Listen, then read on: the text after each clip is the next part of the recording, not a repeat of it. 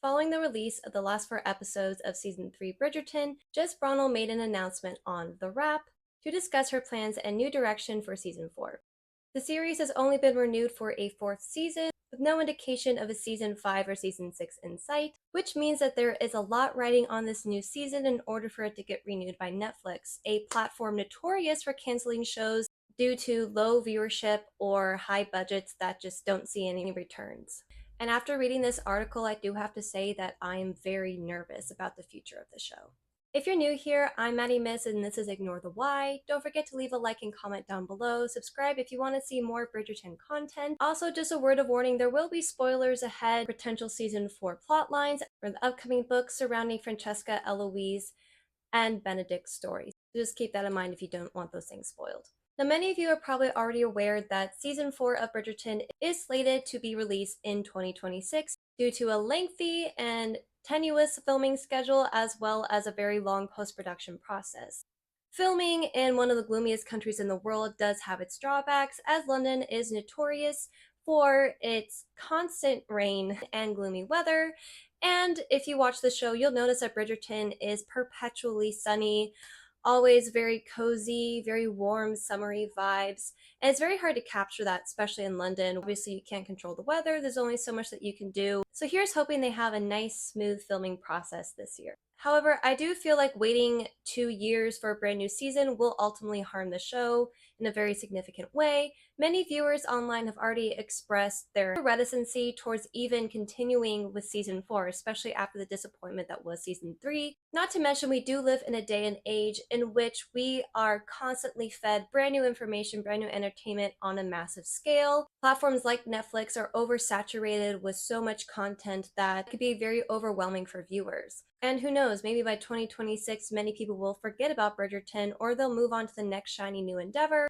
Either way, the showrunners are going to have to put in the most effort to keep people interested in this new storyline. I personally wouldn't mind them doing a spin-off show every now and then just to keep us entertained, and I thought they did a really good job with that with Queen Charlotte. Many people really enjoyed that series, even though it wasn't technically Bridgerton canon. It is a recent addition to the story as a whole, and many people really enjoyed that, and I feel like they could do that again, especially since it kept fans interested in the long wait period we had from season 2 to 3. Surprisingly enough, even though Lady Whistledown had seen a bit of a rebrand in season 3, Brownell did say in the article that she is intent on keeping Julie Andrews on the cast list, which means that Lady Whistledown will still be a presence in the upcoming season. This may shock fans of the books a lot because following Penelope's book, Lady Whistledown is basically non-existent. So halfway through the series, the gossip monger basically falls off the face of the earth after she reveals her true identity to. I'm curious to see what direction they're going to take Lady Whistledown's Society Papers, especially since everyone really enjoyed her gossip column. I'm not sure how they're going to spin that exactly, especially since they made her out to be a journalist, focusing on the issues that matter, helping give voice to the voiceless.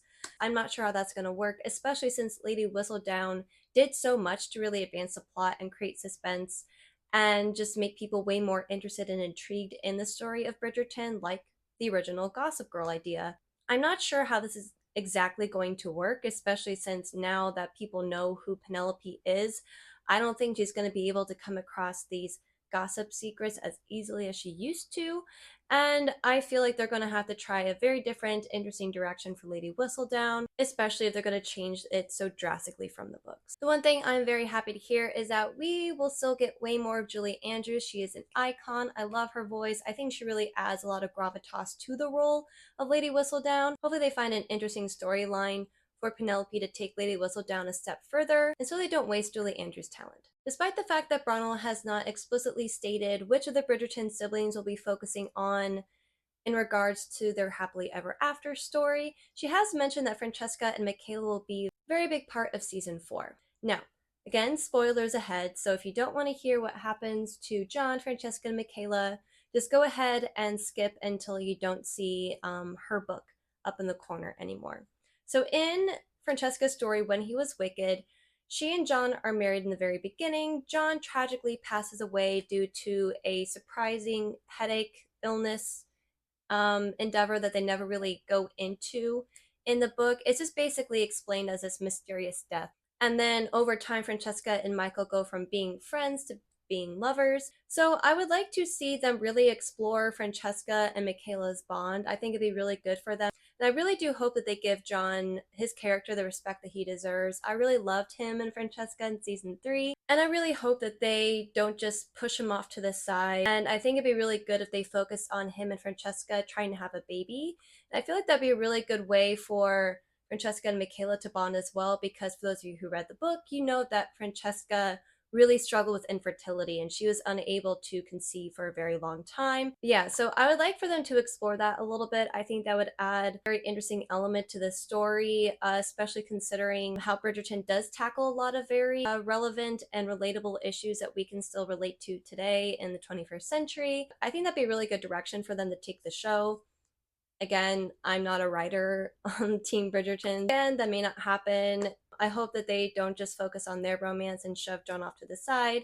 Don't just have them tread water until the next season. So in season 4, Benedict Bridgerton, according to Brownell, is going to focus a lot more on his sexuality, his identity, and his sexual fluidity, which is a big disappointment for me to hear because Benedict used to be my favorite character next to Eloise. I really loved their dynamic together. I really liked the artistic aspect of his character, that he had a passion, that he was creative, and he was really striving to be the best artist that he can be. And season 3 just completely shoved that to the side. The writers had no idea what to do with his character, so instead of having an artist down on his luck, trying to rediscover his passion and love for painting, they just kind of turned him into this two-dimensional, sex-crazed rake, and I just wasn't really invested in that part of his story. And I kind of felt like Benedict and his sexual endeavors were more or less used for shock value, considering that Benedict is eventually going to end up a monogamous married man by the end of the series. I'm not sure how they're going to make that connection, especially since he seems to enjoy being very fluid and having relationships with multiple people at once. I'm not sure which direction they would have taken him. I would have preferred him still trying to rediscover his artistic side. Apparently threesomes are way more important because Sophie could be that guiding light for him that helps him realize that, oh, I actually do enjoy having a relationship with someone that actually matters. I do hope that we see Sophie in season 4. However, I am not sure how much of their story is really going to play out next season. According to the article, Eloise's fate is still under wraps. She's still trying to discover herself in season 4, but there is no true indication of what her direction and what her story is going to look like.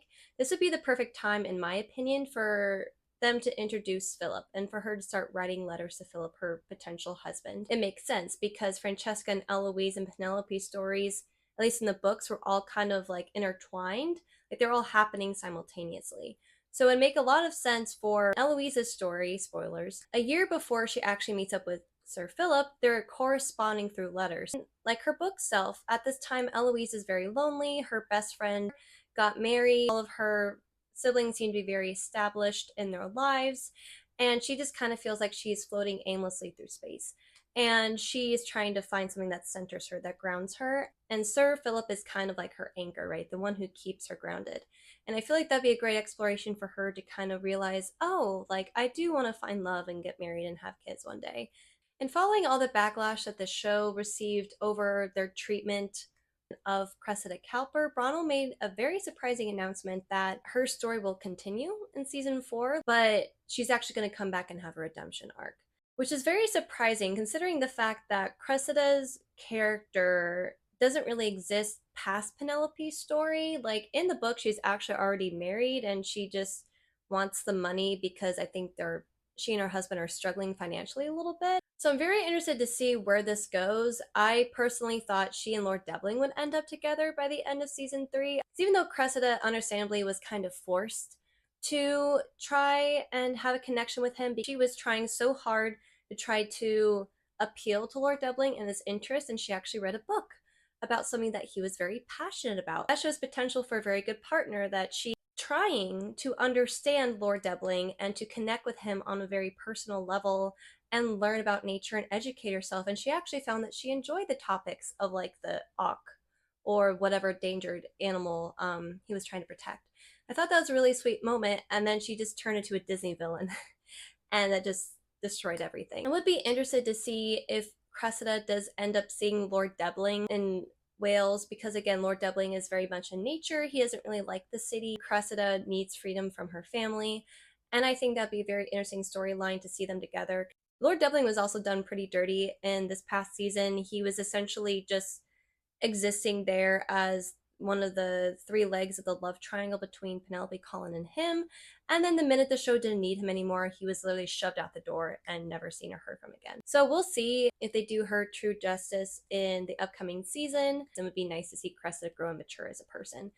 Also, Brownell did mention that most of the characters, like the minor characters from the previous seasons, will be coming back, like the Bridgertons. Penelope and Colin will also be returning to the show. The one thing I will say was my critique for the show in my season 3 review video is that there's just too many characters in Bridgerton, and trying to focus on all of them and give them all relevant stories in the core show kind of takes away from it a little bit, which is why they would really benefit from a spin-off series. Like a Kate and Anthony spin-off series, I feel like the fans would really love. Also, same thing with Penelope and Colin. It'd be nice to see them write together and have a family together. A spin-off series focusing on fan favorite characters would do a lot to help keep the Bridgerton empire afloat. And again, this is my own personal opinion, and that was basically it. But truth be told, a lot is riding on this season 4 of Bridgerton. Like I mentioned before, following season 2, the show was renewed for 2 more seasons, but that was after one of the most successful seasons of Bridgerton history so far. After fumbling the ball with season 3, I'm a little nervous to see about the future trajectory of the show. Again, I feel like Bridgerton has a lot riding on this next season, and they already made fans so upset and so angry that I don't know how they're going to redeem themselves. Bridgerton is one of the most expensive shows on Netflix. It takes a lot to produce, it takes a long time to produce, and with all the money that Netflix really pours into this project, I don't know if they're going to be able to rationalize renewing it for 2 more seasons. Hopefully Brownell is able to listen to the outcries of the fans, try to appease them, and try to make them happy this next season. Otherwise, I'm not sure how long Bridgerton can survive. Alright, thanks everyone for watching my video. Leave a like and comment down below if you enjoyed it. Let me know what you thought of season 3. Are you excited for season 4? Or are you nervous following the information of this article? I will definitely leave a link for it down below, just so you guys can read the article for yourselves and gain an opinion off of it. Of course, don't forget to hit that subscribe button, and have a great rest of your day.